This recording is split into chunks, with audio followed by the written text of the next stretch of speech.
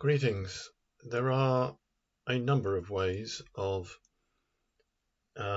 displaying pictures in a VB.NET application, probably more than I really care to want to imagine.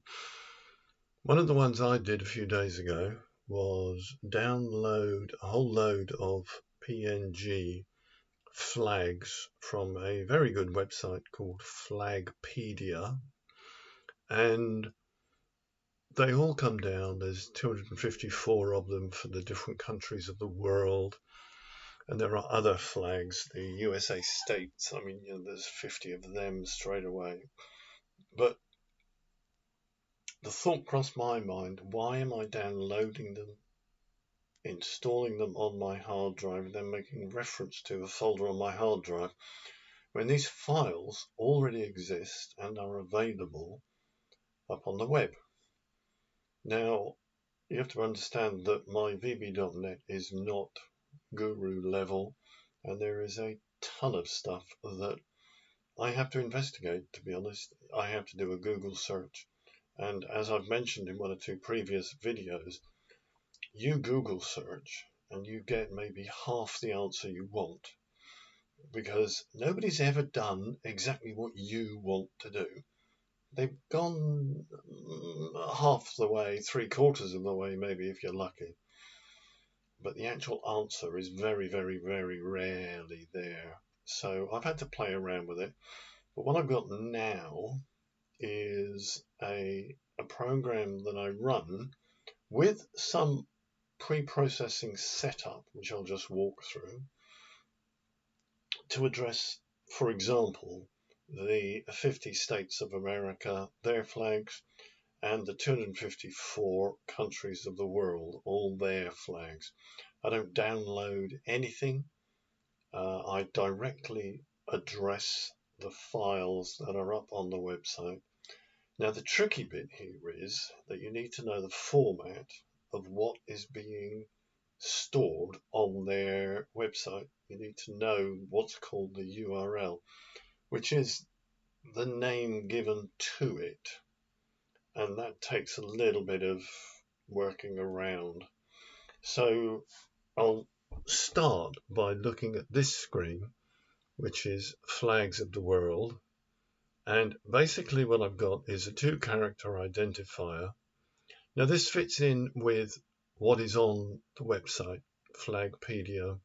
Now the flags have their naming convention, and it's basically, if I go up to the top, Andorra, ad.png or ae.png, that sort of thing. So to have a name and an identifier requires me to put this into a very small SQL table. That all seems, from my point of view, to be working very well. If I flip over to the other tab, it's the USA states. And this works in a similar way. The naming conventions are different because I created this ages ago. So I have an abbreviation, which is a 2-character identifier for the state and the state name. That effectively is all I need. All of this stuff with the capital and everything else, I could play with that, but I haven't got around to that. So I have 2 lists, all of which are identifiable by a 2-character identifier. Now, what I need to do is come out of there and go into my code. So I need to just quickly change that, which is now where I am. I've got this thing called Flags from the Web. Basically, the whole idea is the code here is now hard-coded into Flags of the World and Flags of the USA states. If you find another group, then you can add it relatively easily, because the way I've structured it means is that if it's Flags of the World, do this, else do USA states. So you can change that in I think it's only a couple of places, so it's a 10-minute job for somebody who knows what they're doing. So we have this block of code. Now, if I end up running the program, which will take just a couple of seconds, hopefully.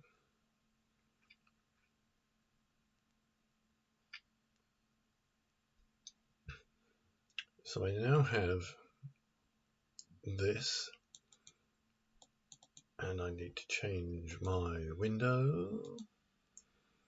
Right, this is my initial one using the files that are on the hard drive. If I flip over to the web, I have to change this as well. If I can find the right one.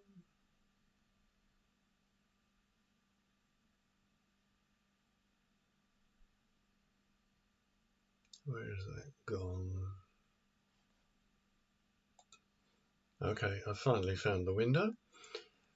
So up here, I'll just take a moment. This bit in the middle top left, all references are from here. So this is flagpedia.net. Now, this is where you can get into all the files themselves. So you can reference them, or you can download the entire thing. It's entirely up to you what you want to do with it. So what I've got is two categories: the flags of the world and the flags of the USA states. Now at the moment, there's nothing displayed because, to be honest, I haven't selected anything. If I go for flags of the world, what you end up with is a list of countries. Now I will zoom down to the bottom and pick my country. There we go. And if I go for, where is it? There we go. USA, Uruguay, Vanuatu. There we go. I don't know. There's, like I say, 250 odd countries of the world here, and you can literally click on one, you get a flag. If I go for the USA states, same rules.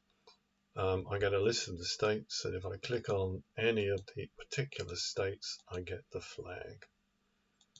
Now, from my point of view, this makes it a lot easier because I literally don't care about downloading them, where I save them, what set of folders do I need to store them in. So all of that is absolutely fine. Now, very quickly, because I need to come out of this and find the code. So effectively, there is a structure to this, and it sort of grew a little bit at a time. So when I'm loading the whole thing, I have basically two lists to prepare. So from going back to the SQL bit, which you've got to prepare that first of all. I'm collecting this little lot, and then I load the USA states. But it's a case of one or the other. You can't have both of these loaded at the same time. So one will load, and then that list will be cleared down, and the other one will be loaded. So if I select if my index on the selection criteria changes, I come in and I do all of this. Now, if you can catch it, this is the format on the website. So we have https flagpedia.net/data/flags. This W580 there are different resolutions available. I haven't gone there with my program because that's just too much faff, to be honest. But they will all require a 2-character identifier followed by .png. They all follow this format. So there are things coming down here. Basically, if the list box says world, then you load from the world list. Otherwise, you know by default you're into the USA states. Fine, okay, go for it. This bit actually goes and collects the information using memory stream, which I know about. I'm not an expert in it. I'm not really that familiar with it. So this kind of stuff, literally a few days ago, I lifted off the web. So again, if the index on that selection criteria top left changes, I load the countries or I load the USA states, one or the other. You can't do both. That, believe it or not, is my program.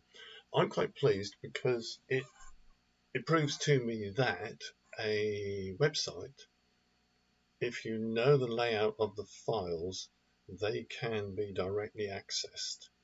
You don't need to download anything at all. So you're not bothering with then interrogating your download folder, unpacking it, the zip file, or anything like that. So all in all, I'm really quite pleased about this. Anybody has any questions about it, you'll have to drop me a line. But effectively, this is now a finished project. Thank you very much. I will catch up with you later. Bye.